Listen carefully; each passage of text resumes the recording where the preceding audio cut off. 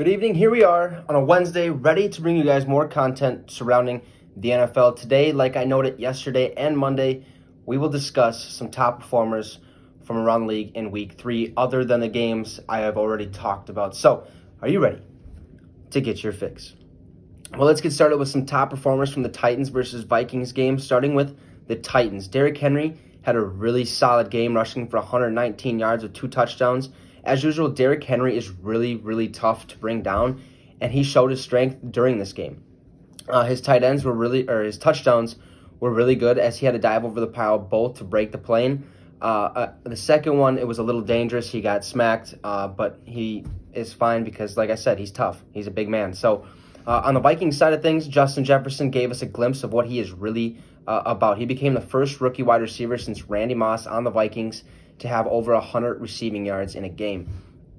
Justin ended with 175 receiving yards and a touchdown. One thing I really like about Justin is that he's very exciting to watch, and he likes to get into the defender's face a little bit. Another thing about Jefferson is that his hands are like glue, and he made an incredible catch in that second quarter with about 9 minutes and 4 seconds left, in which that defensive back played really good defense. So just continue to watch out for Justin Jefferson to continue this into the coming weeks. So next we go to the Bears taking on the Falcons, in which Mitchell Trubisky was benched for Nick Foles, and Nick Foles is my top performer for the Bears as he led his team to a comeback victory in the fourth quarter. Foles ended with only about 188 passing yards, but he did have 3 crucial touchdowns in which was a big factor for the win. For the Falcons, my top performer is Calvin Ridley.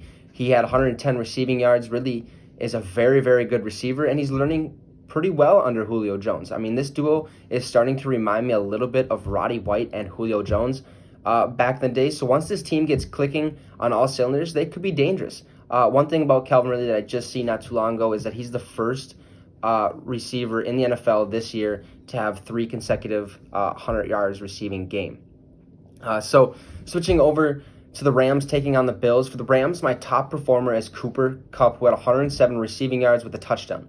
He did all that with only missing 1 targeted pass. So Robert Woods and Cooper Kupp, they're the Rams' top 2 wide receivers. They both signed extensions, and if one of them doesn't go off, then the other will do the same, and that was kind of the case in this game. Robert Woods still had 84 receiving yards and a touchdown. So, I mean, they're both really good receivers. I just think Cooper Kupp had a little more to do with the game here. So for the Bills, my top performer is Josh Allen. Now, look, this guy is a really good quarterback, and as I noted in the past videos, he's at least 3rd in the MVP race, as his leadership and the way he performs is really just next level. He finished with 311 passing yards, 4 touchdowns, and an interception. Okay, I believe each game he's had about 3 to 4 touchdowns. So continue to look at Josh Allen as one of the top quarterbacks in the NFL.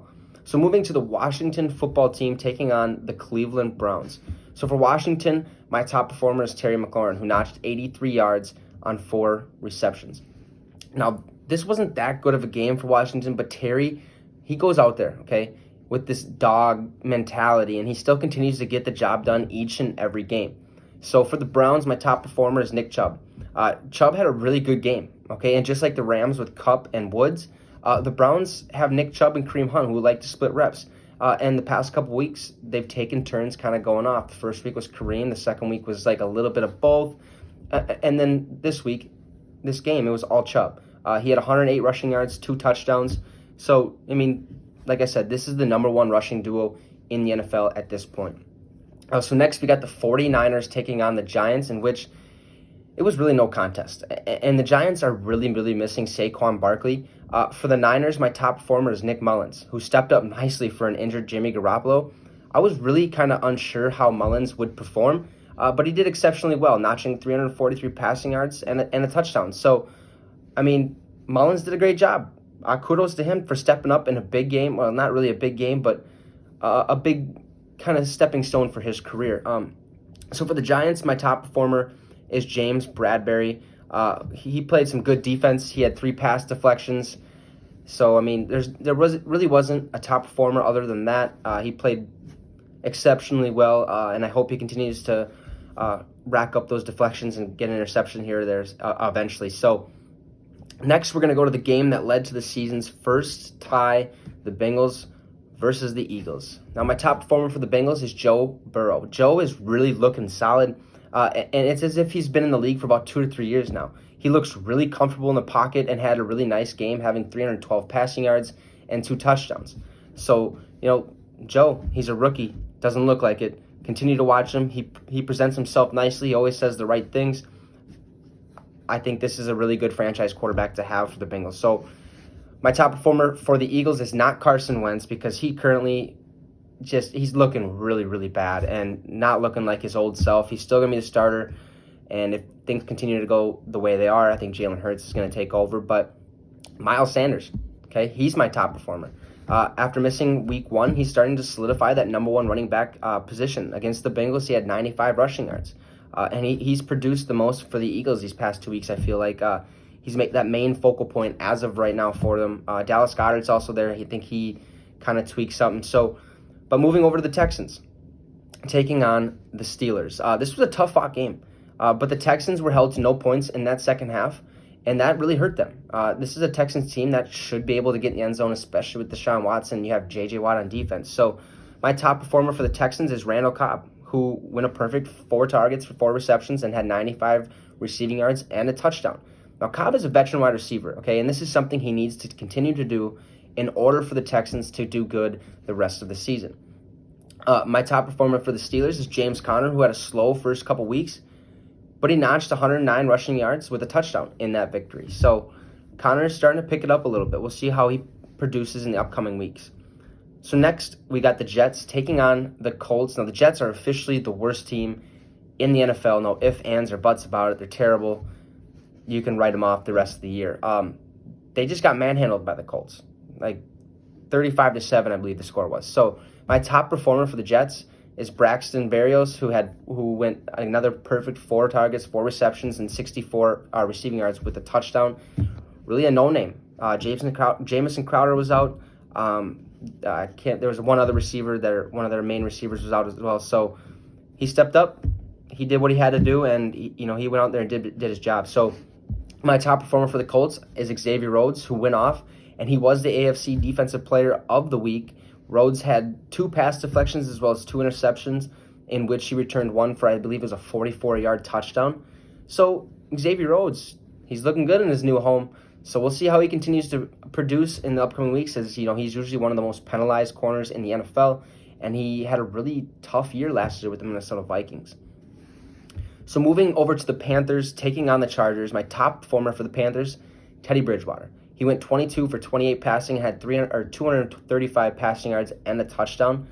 Teddy's looking all right. He's doing just fine with what he has, and I think this is an all right system. He needs to be that starting quarterback again, like he was with the Saints in those 5 wins. So my top performer for the Chargers is Keenan Allen, who is a huge part of their offense, as always. He had 132 receiving yards and on 13 receptions. I think it was 13 receptions on 19 targets, so not too bad.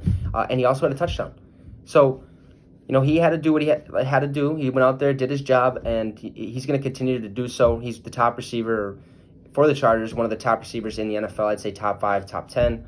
But yeah, Keenan Allen, top performer for the Chargers. So next we got the Buccaneers taking on the Broncos, in which this game was all Bucs. Okay, my top performer for the Bucs is Tom Brady, who actually had a pretty solid game. He had 297 passing yards, 3 touchdowns, in which he finally didn't throw an interception. He had 2 week 1, he had 1 a week 2, and now 0. So he's looking good. I don't think he's decreased in performance or in however you want to say it, but I think Tom Brady, he's doing just fine. He's in a new system. They're starting to click. So we'll see what happens week 4. My top performer for the Broncos is Jerry Jeudy, who's starting to look like a pretty solid receiver. And he had 55 receiving yards, but he ran some really nice routes. He runs crisp routes, which is one of his, how do you want to say it? Which is one of his perks coming into the NFL, and that's what a lot of people loved about him in college, was his route running. So finally, let's get to the Lions taking on the Cardinals. Now, this is a really fun game to watch and a battle to the very end. My top performer for the Lions is Matthew Stafford, who had 270 passing yards and 2 touchdowns. Matthew Stafford's still looking like a good quarterback. He's not going to decrease in performance at all or production. So continue to keep an eye on him, as you know, all it takes is one game to really have him explode. So my top performer for the Cardinals is DeAndre Hopkins. He currently leads all receivers in receiving yards and in receptions with 32, and I believe his receiving yards is like 356, I want to say. So Hopkins had another phenomenal game. Okay, he had 137 receiving yards, and he's definitely Kyler Murray's favorite target. But, you know, like I said, everybody probably already guessed that would happen. DeAndre Hopkins, at this point right now, is probably the best receiver in the NFL. I mean, he just goes out there, he gets the job done.